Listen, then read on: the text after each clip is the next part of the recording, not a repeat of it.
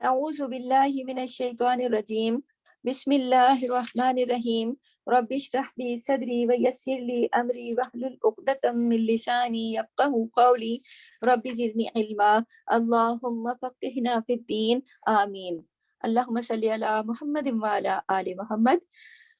جیسا کہ آپ سب کو معلوم ہے کہ ہم آسان نیکیوں کی سیریز میں اپنے مختلف ٹاپک پر اپنی کلاسز میں بات کر رہے ہیں، اور آپ کو یہ ریمائنڈر دے رہے ہیں کہ آپ نے رمضان کے آنے سے پہلے آسان نیکیوں کے لیے بھی خود کو تیار رکھنا ہے، جیسا کہ آسان نیکیاں بھی اپنے اندر ڈھیروں اجر و ثواب رکھتی ہیں۔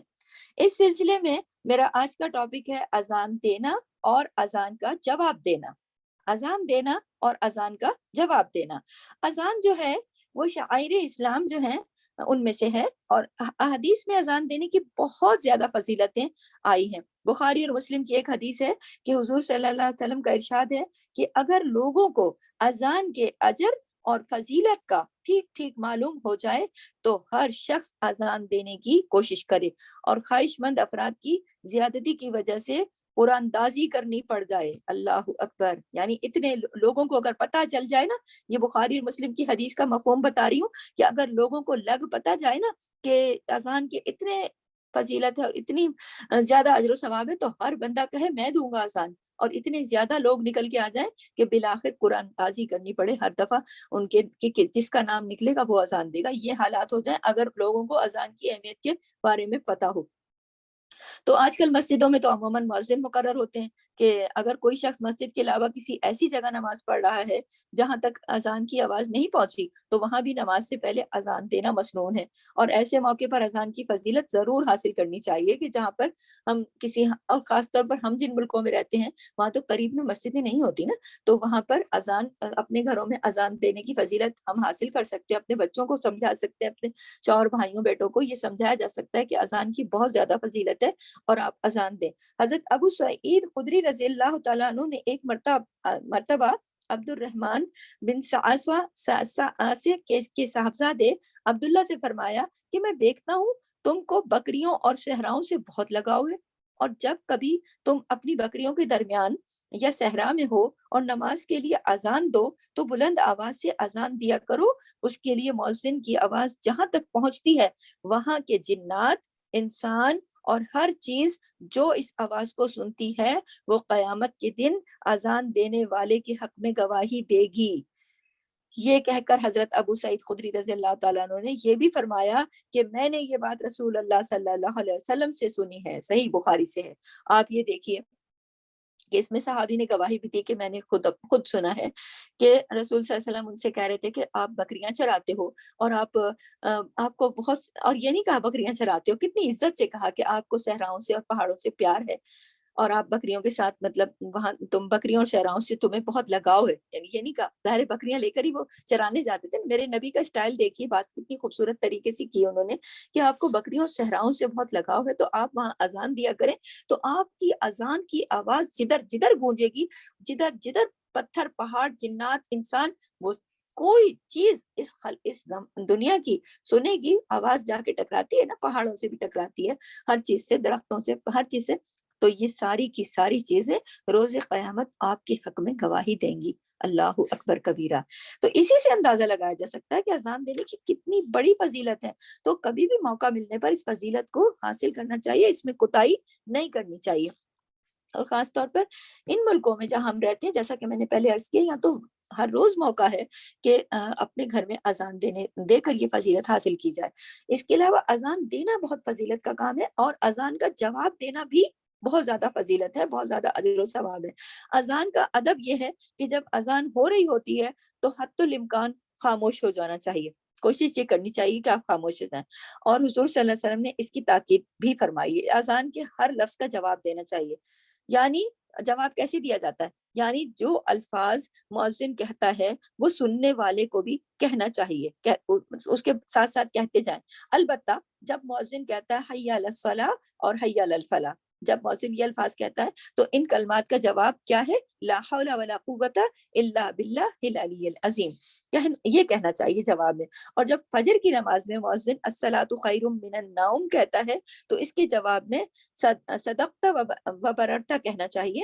تو حضرت عبداللہ بن عمر رضی اللہ تعالیٰ عنہ روایت کرتے ہیں کہ حضور صلی اللہ علیہ وسلم نے ارشاد فرمایا، جب تم اذان سنو تو مؤذن کی طرح تم بھی وہی الفاظ کہو، پھر مجھ پر یعنی نبی پاک صلی اللہ علیہ وسلم پر درود بھیجو۔ یہ حضور کا اپنا ارشاد ہے، تو اس لیے انہوں نے کہا کہ جب تم اذان سنو تو مؤذن کی طرح تم بھی وہی الفاظ کہو، پھر مجھ پر درود بھیجو، کیونکہ جو شخص مجھ پر ایک مرتبہ درود بھیجے اللہ تعالیٰ اس پر 10 رحمتیں نازل فرماتے ہیں۔ پھر اللہ تعالیٰ سے میرے لیے مقام یعنی وسیلے کی دعا کرو، کیونکہ وہ جنت کا ایک ایسا درجہ ہے جو اللہ کے بندوں میں سے کسی ایک ہی کو ملے گا، اور مجھے امید ہے کہ وہ بندہ میں ہوں گا۔ چنانچہ جو شخص میرے لیے وسیلے کی دعا کرے گا اس کے لیے میری شفاعت واجب ہوگی۔ اسی فضیلت کے پیش نظر حضور صلی اللہ علیہ وسلم نے اذان کے بعد جو دعا تلقین فرمائی ہے خاص طور پر، اس میں آپ صلی اللہ علیہ وسلم کے لیے وسیلے کی دعا موجود ہے، اور جو آپ دعا کرتی ہیں نا، اللہم رب هذه الدعوت التامات القامات والصلاة القائمة آت محمد الوسیلة والفضیلة وابعثه مقاما محمودا الذی وعدته انك لا تخلف الميعاد۔ اور حضرت جابر رضی اللہ تعالیٰ عنہ سے روایت ہے کہ حضرت صلی اللہ علیہ وسلم نے اذان کے بعد یہ دعا پڑھنے والے کو یہ بشارت دی، خوشخبری دی کہ قیامت کے دن اس کے لیے حضور صلی اللہ علیہ وسلم کی شفاعت واجب ہوگی۔ اللہ اکبر! حضور کی شفاعت لینے کی تمنا سب کے دل میں ہے نا؟ آپ سب چاہتی ہیں نا کہ اللہ تعالیٰ کے نبی اپنی شفاعت کریں، آپ کے لیے سفارش کریں، آپ کے لیے اپنی شفاعت، نبی کی شفاعت آپ کو ملے، تو کیا ہے، کتنی آسان نیکی ہے کہ نماز کے بعد دعا کریں۔ اس کے علاوہ اذان کے بعد کے یہ الفاظ کہنا بھی حدیث سے ثابت ہے کہ اشہد ان لا الہ الا اللہ وحدہ لا شریک لہ وان محمدا عبدہ ورسولہ رضیت باللہ ربا وبالاسلام دینا وبمحمد نبیا۔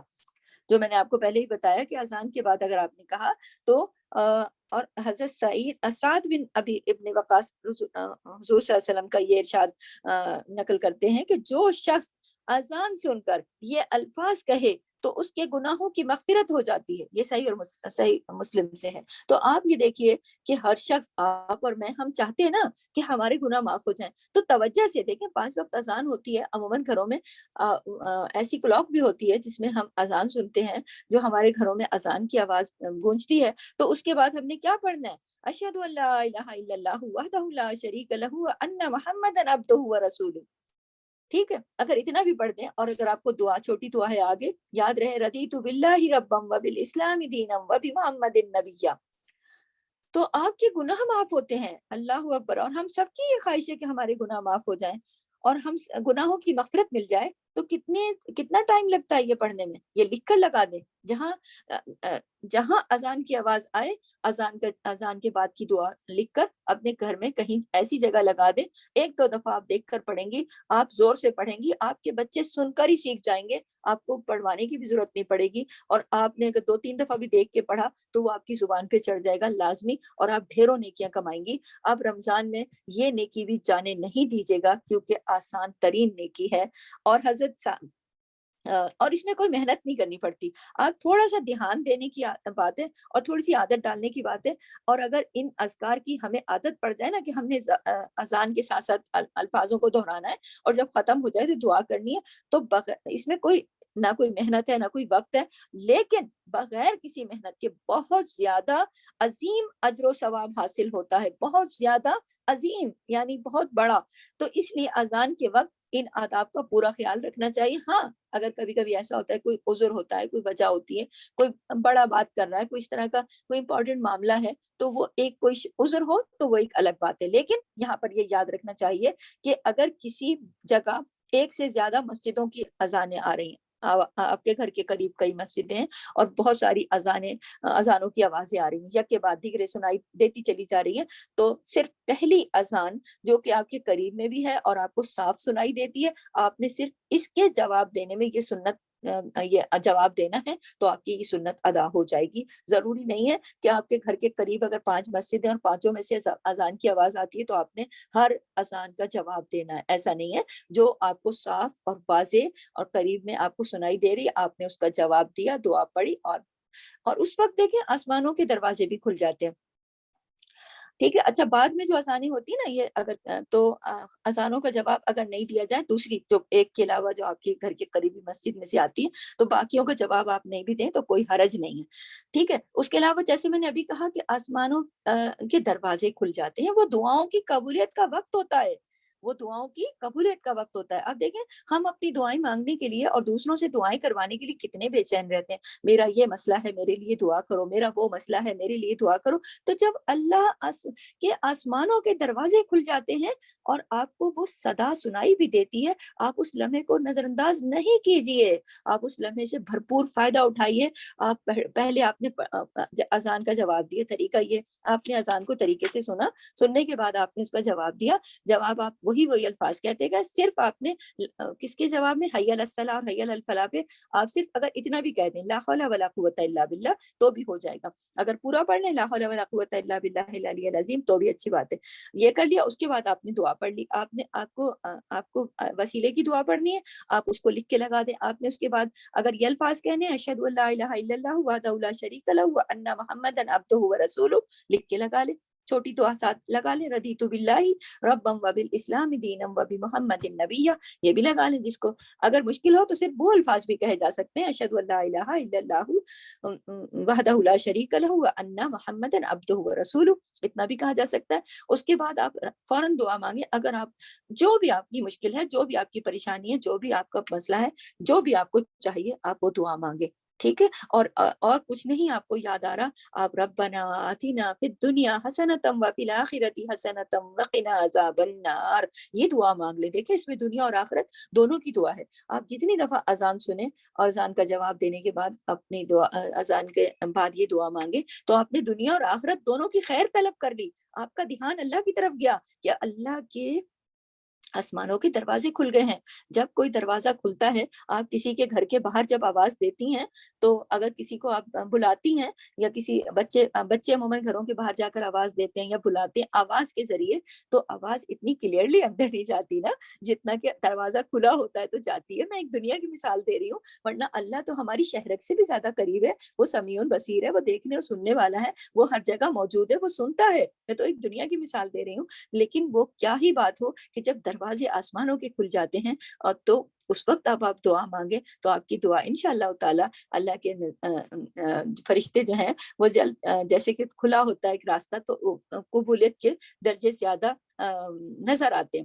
تو آپ اس موقع کو جانے نہ دیجیے. ویسے بھی قبولیت کے جو گھڑیاں ہیں اس کے بارے میں انشاءاللہ میں آپ کو پڑھاؤں گی کہ یہ گھڑیاں قبولیت کی گھڑیاں, انشاءاللہ رمضان سے قبل آپ کی یہ کلاس بھی ہوگی, قبولیت کی گھڑیاں. تو ان قبولیت کی گھڑیوں کو جانے نہ دیجیے. تو اس قبولیت کی گھڑیوں میں یہ ایک گھڑی بھی ہوتی ہے اذان کے فوراً بعد. تو اللہ تعالیٰ ہمیں اذان دینے والا, اذان کا جواب دینے والا بنائے. تو اذان آپ اپنے بچوں کو سکھائیے. دیکھیں, لڑکا اذان دیتا ہے نا, بچہ اذان دیتا ہے, بیٹا دیتا ہے, شوہر دیتا ہے, گھر میں آپ شیاطین بھاگتے ہیں, اللہ کی رحمت آتی ہے. آپ ان کو موٹیویٹ کریں, آپ ان کو اذانیں سنوائیں. اگر آپ کے 2 بیٹے ہیں, 2 بھائی ہیں, تو آپ دونوں سے کہیں آپ دونوں کا مقابلہ ہے, آپ ان کے لیے کوئی اچھا سا کھانا بنائیں, ان کی پسند کی کوئی چیز بنائیں, اور ان سے کہیں تم مجھے اذان آج اس وقت تم نے اذان دینی ہے, اور دوسرے ٹائم پہ کسی اور نے دینی ہے. اس طریقے سے آپ ان کو عادت ڈالیں, آپ ان کو اپریشیٹ کریں. آپ اور جو لوگ ہیں, جو گھر کے شوہر حضرات, مرد حضرات, لڑکے بھائی وغیرہ, ان کو یہ بتائیں کہ کتنی آسان نیکی ہے, اور آپ اس کا کتنا زیادہ ڈھیروں اجر و ثواب کما سکتے ہو. ٹھیک ہے کہ آپ نے نماز بھی پڑھنی ہے, آپ نے روزہ بھی رکھنا ہے, آپ تلاوت قرآن بھی کر رہے ہیں, تو آپ اذان کے دینے کی فضیلت کیوں جانے دے رہے ہیں اپنے ہاتھ سے؟ اگر کسی کو یاد نہیں ہے, وہ لکھ لے الفاظ. ایسا بھی ہوتا ہے نا, چھوٹے بچے ہوتے ہیں, وہ اذان کے الفاظ یاد نہیں کر سکتے. تو مائیں دیکھیں, اسکول کی کتنی بڑی بڑی پوئم, کتنے بہت ساری چیزیں ہم بچوں کو رٹا دیتے ہیں سنا کر. تو چھوٹے بچوں کو بھی جس وقت وہ اس میں سیٹر میں ہوتے ہیں, مائیں کارٹون لگا کر دیتی ہیں. مائیں اذان لگا کر کیوں نہیں دے دیتی؟ موبائل پہ مختلف اذانیں, مکے کی, مدینے کی, کیوں نہیں دے دیتی؟ کہ وہ یہ سنتے رہیں, سن کر ان کو الفاظ بھی یاد ہوں گے, انداز بھی آئے گا, دل میں اترے گا اللہ کا ذکر. تو آپ آج سے یہ وعدہ کریں کہ آپ نے اپنے بچوں کو اذان دینے کی طرف آمادہ بھی کرنا ہے، مختلف اذانیں سنوانی بھی ہیں، اور اپنے گھر میں اذان کا انتظام کریں۔ دیکھیں بعض گھر ایسے ہوتے ہیں کہ جہاں پر مسجد نہیں ہوتی قریب میں، جیسا کہ یورپ میں ہے، قریب میں نہیں ہے مسجد ہمارے گھروں کے قریب، تو آپ اپنی اذان والی کلاک لے لیں، اس کے ساتھ بچوں کو کہیں کہ دہرائیں، اور آپ کے گھر میں اذان کی آواز گونجے گی، یا پھر آپ اپنے گھر میں کسی بھی مرد سے کہیں کہ وہ اذان کا اہتمام کرے، اور آپ اس کو اس کی پذیرائی کریں، اس کی اپریشیٹ کریں، اسے آمادہ کریں، ہنسے نہیں، اس کو اپریشیٹ کریں بہت زیادہ، اور اس کو چھوٹے بچے اگر دے رہے ہیں تو انہیں انعام و اکرام دیں، ان کو ہر دفعہ کوئی چیز دیں یا ان کی کوئی خواہش پوری کریں۔ اصل میں آج کل والدین نے بلا وجہ ہی بچوں کی ضرورتیں اتنی زیادہ پوری کر دی ہیں کہ کوئی خواہش باقی نہیں رہی، کوئی تمنا باقی نہیں رہی، وہ کہتے ہیں ہر چیز ان کو منڈ دو۔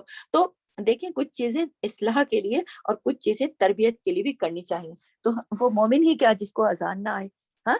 تو آپ اپنے بچوں کو اذان دینے کی عادت بنوائیں، اور ان کی کوشش کریں، اور ان کی اذان کا جواب دیں، اور ان کو اس کی فضیلت بتائیں، اور خود بھی اذان کا جواب دیں، اور اس کے بعد دعائیں مانگیں، اور اللہ تعالیٰ آپ کی اور میری یہ عادت پختہ بنائے، ہماری نسلوں کو اللہ تعالیٰ اذان دینے اور اذان کا جواب دینے اور اذان کا احترام کرنے اور اذان کے بعد دعائیں مانگنے اور اذان کے بعد اول وقت میں نماز پڑھنے کی توفیق عطا فرمائے۔ سبحانک اللہم و بحمدک، نشہد ان لا الہ الا انت، نستغفرک و نتوب الیک۔ السلام علیکم ورحمۃ اللہ وبرکاتہ۔ جزاک اللہ خیر۔